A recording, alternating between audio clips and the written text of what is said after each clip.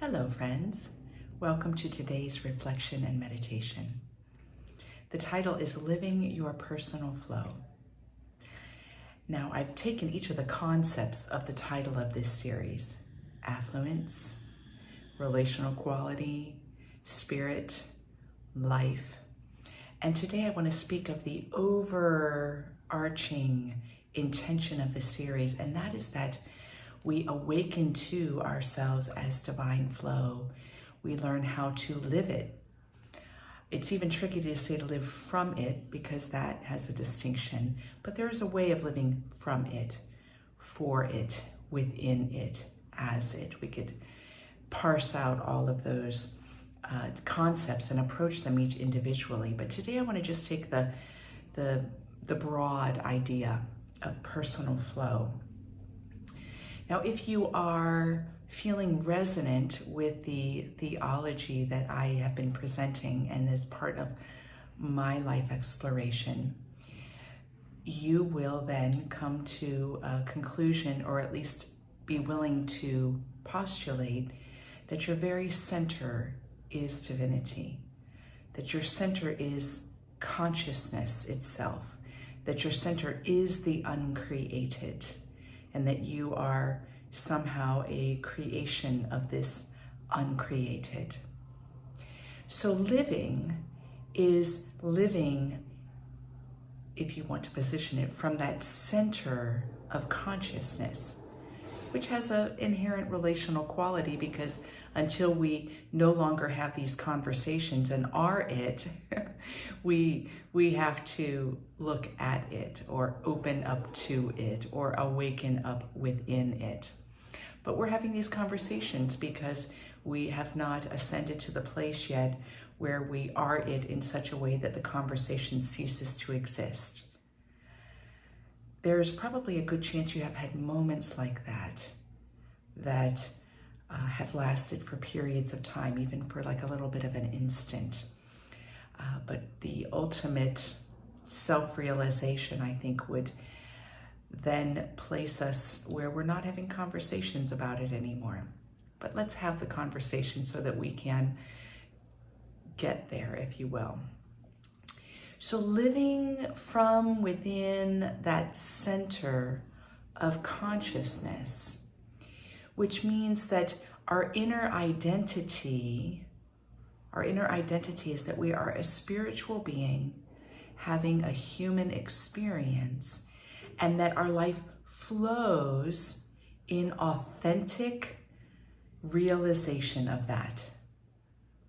Now, what's kind of nice about postulating that or talking about that is there's so often all these gray areas in spirituality. It gives us a black and white.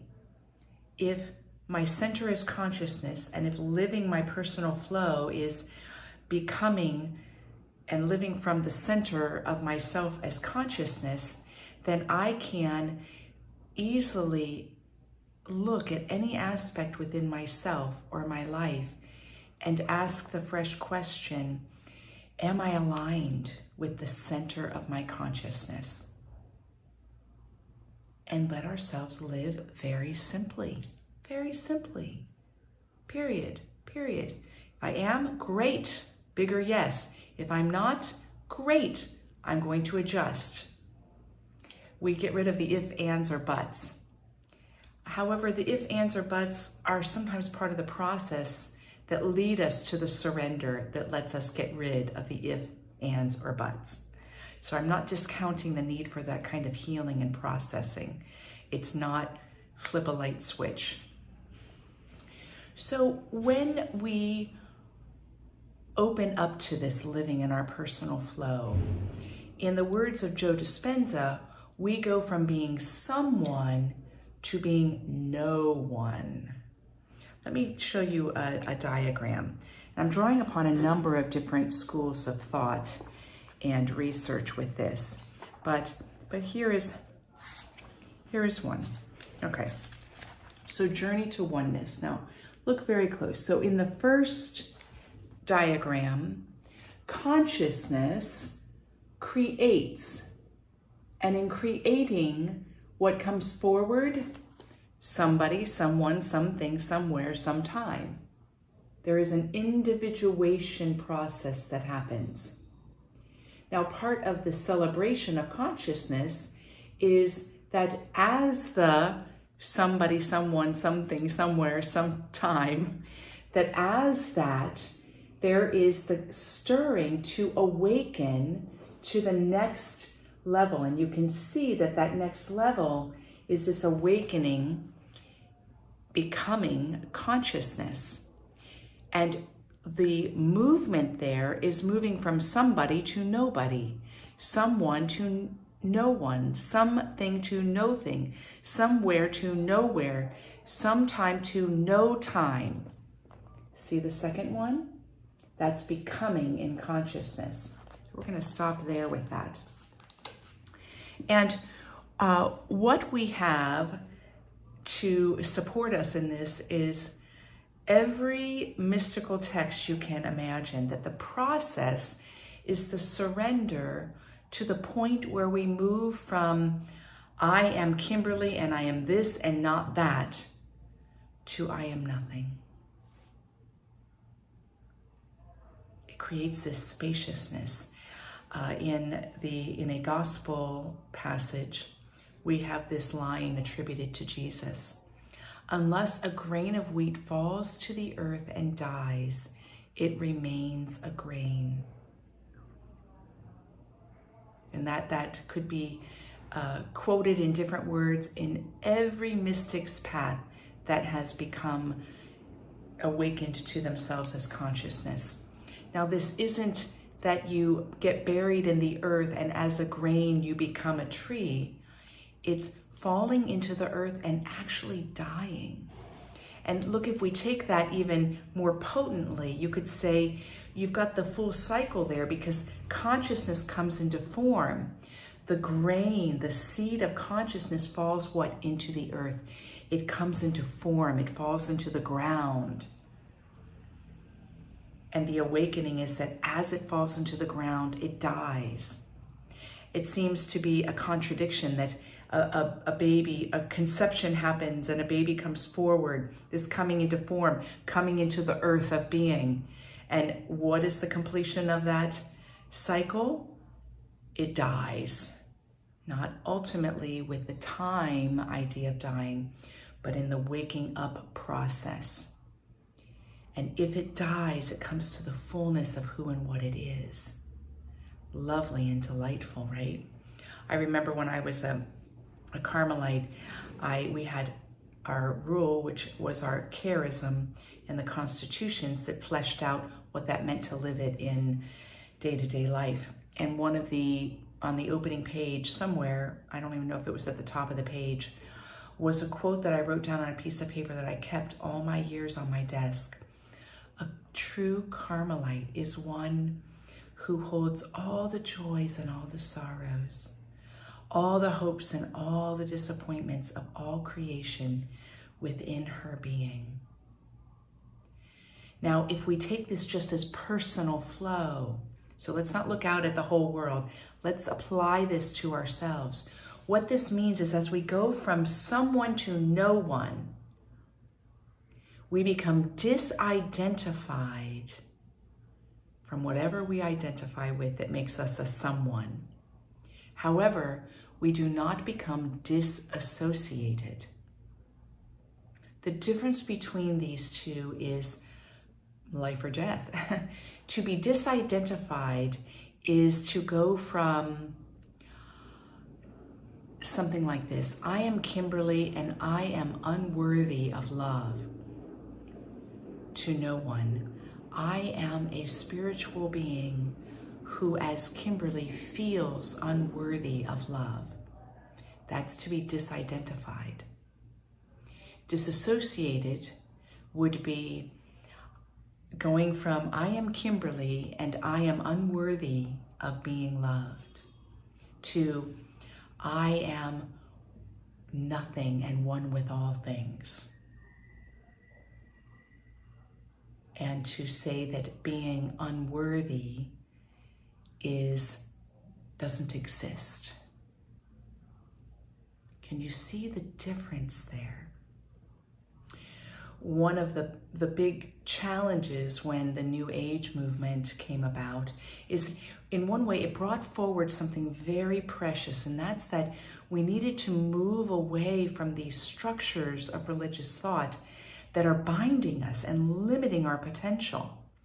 But part of, as we humans do, part of the pendulum swing was to move into the all is one in such a way that we deny that there is the existence of individual experience within the all is one.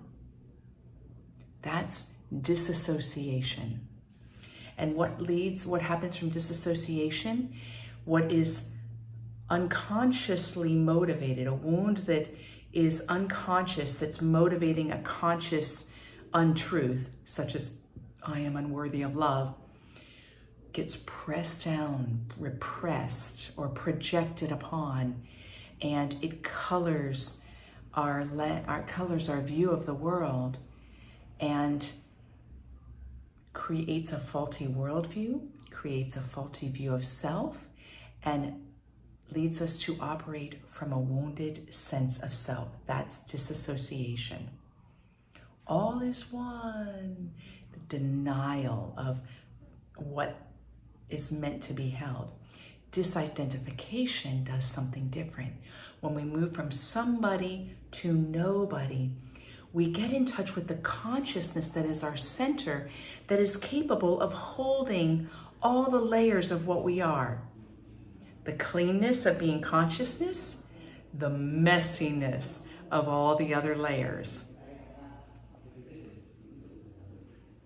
In the work of Eva Pierrakos, which I use a lot in my work, I believe there is the best visual example of this, and that is her map of consciousness. And her map of consciousness is circles that form one big circle, and that big circle is the map of consciousness. So you could say that big circle is an example of you. And at the very center is God or spirit. Then there's a dotted line, and there is then the higher self. And then there's a solid line, and then there's a ring that's the lower self. And then the outer ring could be considered the identity or the ego. And now that's much more sophisticated than that when you break it open, but that gives you the simple view. And when we live from that center of consciousness, it doesn't mean that we are cut off from all the other layers. It means we have the capacity to hold all of who and what we are.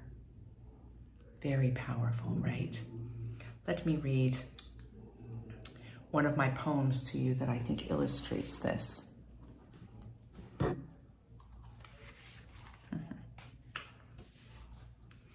I move, swelling and swirling, surging and succumbing. I move, seeing and sweeping, sipping and slurping. The sips turn to slurps that turn unabashedly to gulps. This is an example of my growing experience of moving from someone to no one. Sips, momentary drop-ins, to slurps. I'm intoxicated by the sip, and so I say yes to slurps of it. And the slurps turn to gulps, which you get the image of gulps being a much more whole body or deep-throated experience. And the gulps become continuous. And as I gulp and become in the gulp the no one more consistently, gulps lead to wide open-mouthed laughter and loud, sonorous, chaotic dance. Gulps turn to chokes, bringing tears and temporary retreat. And I move like a symphony and a monologue. I move. And what is happening here? I am straddling the paradox or penetrating the paradox that I am as the no one, the fullness of consciousness, a symphony, a loud, sonorous, chaotic dance, and the individual that at times laughs and at times cries, and at times is open and at times retreats. I am at the same time a symphony and a monologue, which I think is the most exquisite reduction of all of that. But what happens is there is movement, there is the becoming of consciousness and form. Now, when we then, whoops, sorry about that. When this happens, when we move from this going from consciousness into someone, which we are partly aware of that action happening. Most of the time we're less aware because it's happening at conception and we are somewhat or not at all in touch with that moment. We are in touch with the other moment of moving from someone to no one.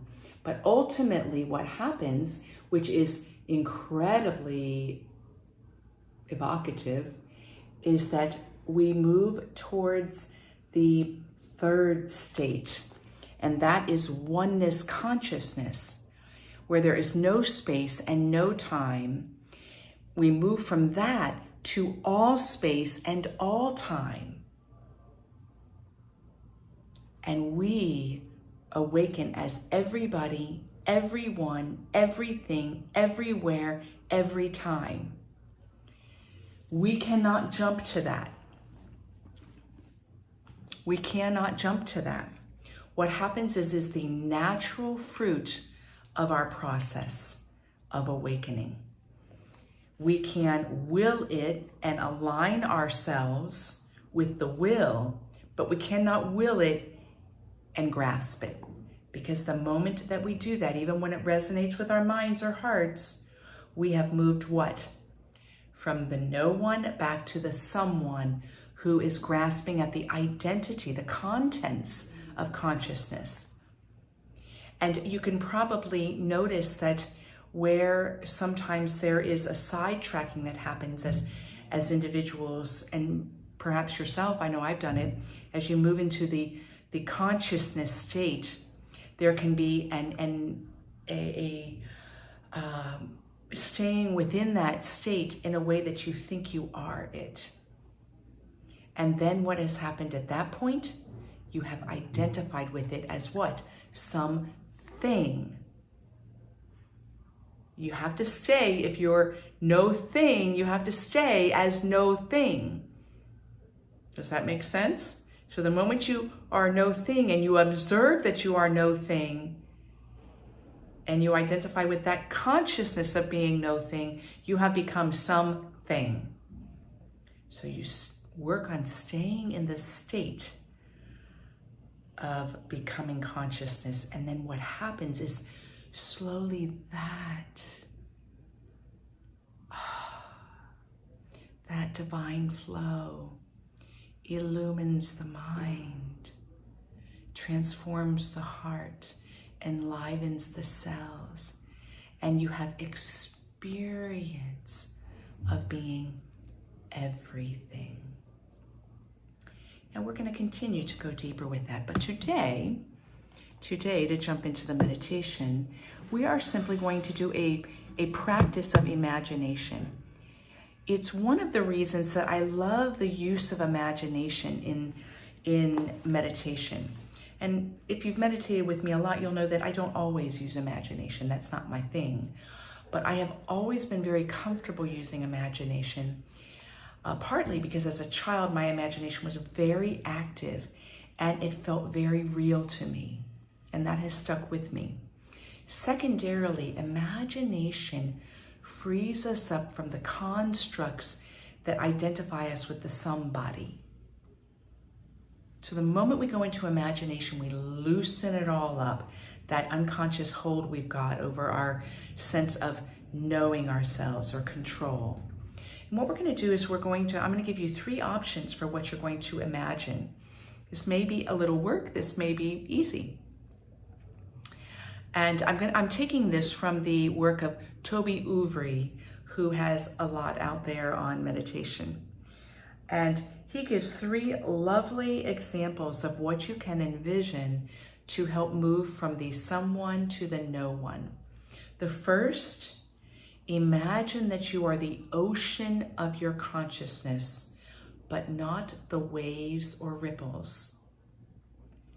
And with that, as the ocean, you can allow the waves and ripples and everything else to be, to do whatever it's going to do, but you are not it. The second, now these are exactly the same in what they're doing. They're just different images that maybe you can relate more or less to. The second is imagine you are the sky and all the different parts of yourself as the sky, like the clouds or the wind currents or anything else that is in the sky, that you are not it, but it is simply a passing part of you. You're not it in essence, but it is a passing part of you. So your thoughts and your feelings and all the rest are all this passing. And the third, you can see these are the same mechanisms using different elements. A tree. Imagine that you are a tree, and the tree is not just the leaf or the branch or the circulating system or its roots, but the tree is all of that. And as all of that holds and nurtures and embraces all of what you are. So the tree is a little more personal, right? Because the tree, you can get the image that what it is actually nurtures the leaves or the fruit or the flowers. So you can choose what resonates with you. And you could come up with your own example for this meditation. So what we're doing is you're either imagining you're the ocean, the sky, or a tree.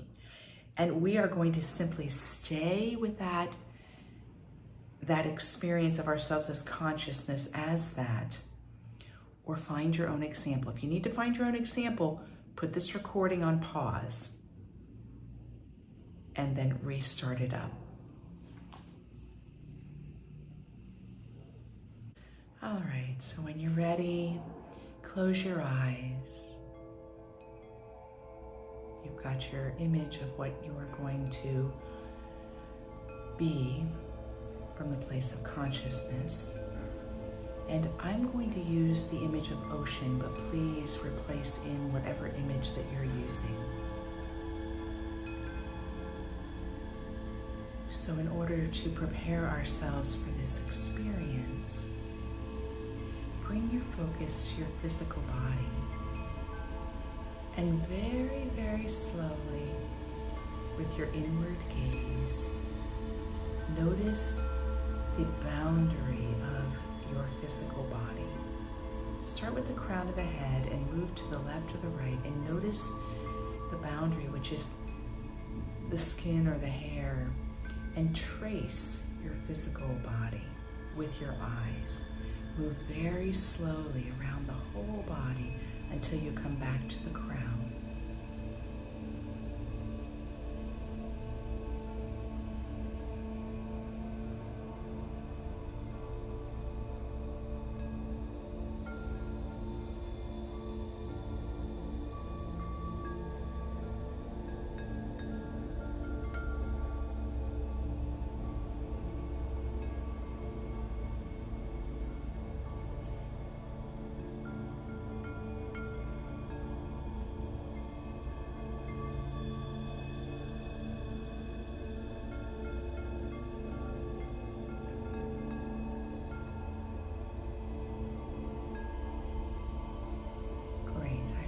Finished by now, if not, continue on. So I'm bringing the gaze back to the crown. Become aware that the you that has traced that is much more than the physical body, and yet this physical body is gloriously yours. Keying into the you that is much more than that. Picture the word you and an equal sign, the word of what you are going to be during this meditation. For me, it's ocean. You equals ocean.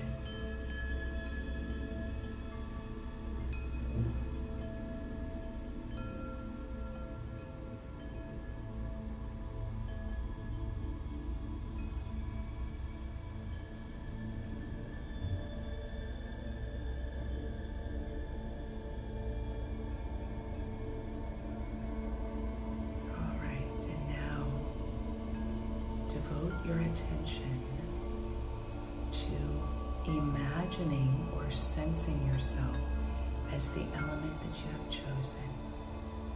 I'm using the word ocean.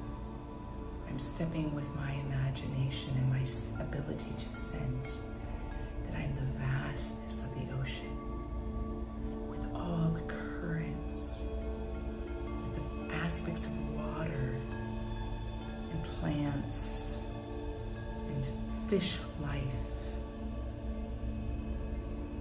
with the different temperatures and movements, with the relationship with parts of the earth, large parts of the earth where I hit against it, small parts that are floating around. Get in touch with the senses. Let yourself feel it, smell it, see it, hear it, taste it, giving space in the silence for you to use your senses to notice yourself as it.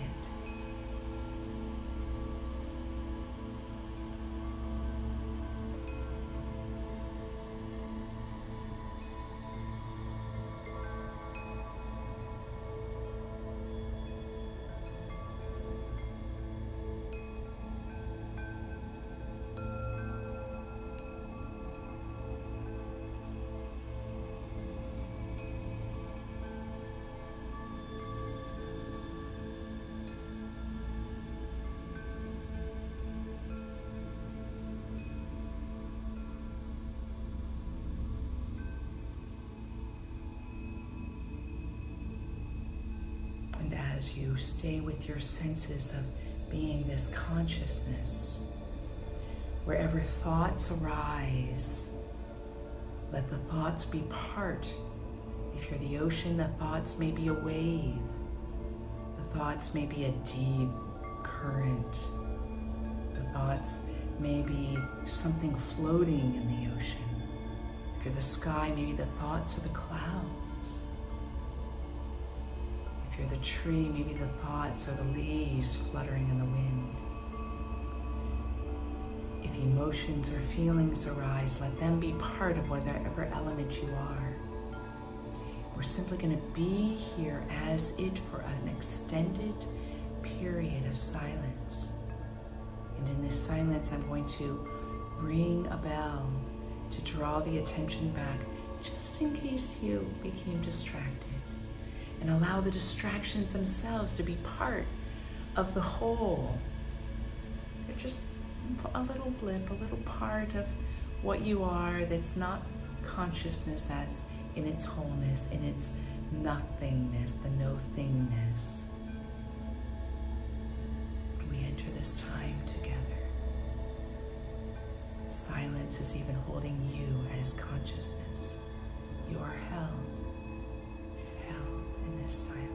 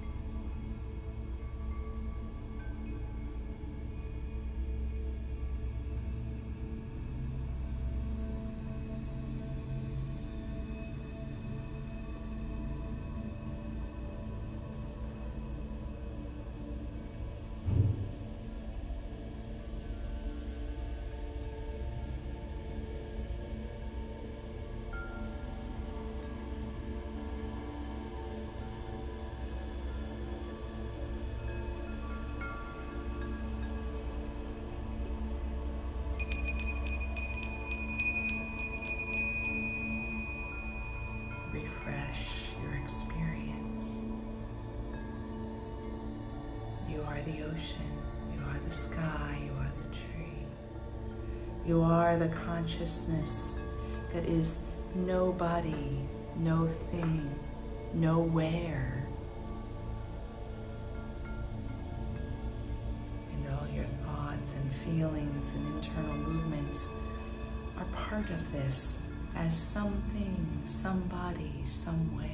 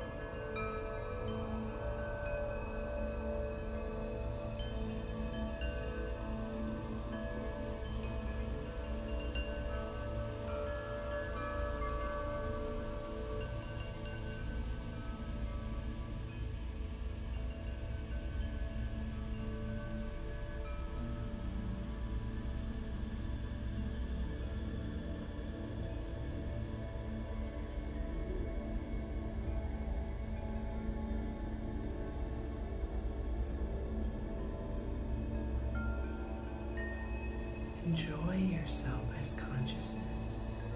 Enjoy yourself as that which is nowhere, holding all that is somewhere.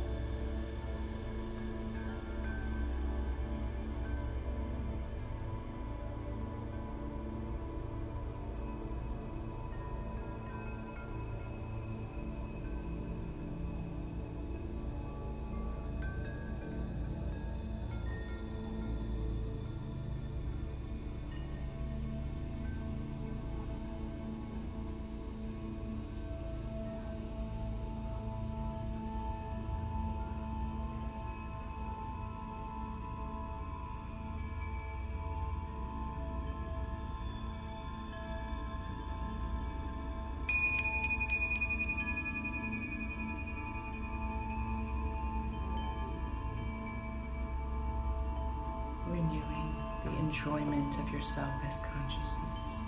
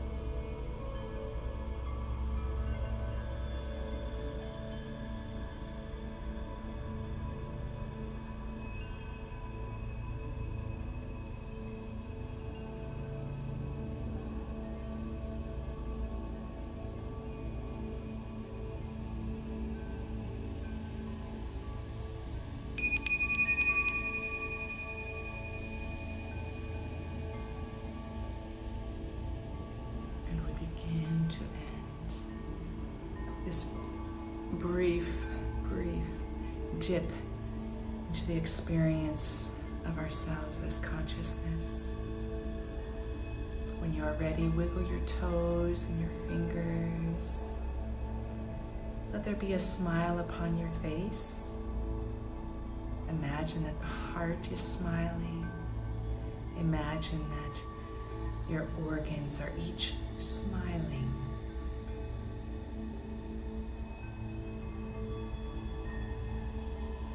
And when you are ready, draw the palms together in front of the heart and open your eyes with Namaste. Namaste. Have a great day, everyone.